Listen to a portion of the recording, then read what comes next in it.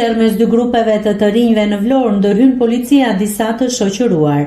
Një konflikt ka ndodhur në hyrje të qytetit mes disa të rinjve në Vlorë, duke shkaktuar tension në zonë. Menjëherë pas njoftimit në vendngjarje ka ndërhyrë fillimisht një efektiv i krimeve të rënda, i cili ka qenë pranë vendngjarjes për të ndaluar përshkallëzimin e situatës dhe për të vënë nën kontroll të rinjt që po konfliktoheshin.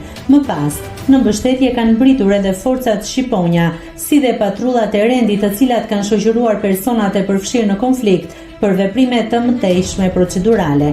Konflikti rrezikoi të agravonte edhe mëtej, por ndërhyrja shpejtë e policisë bëri të mundur stabilizimin e situatës dhe shoqërimin e tyre me furgon.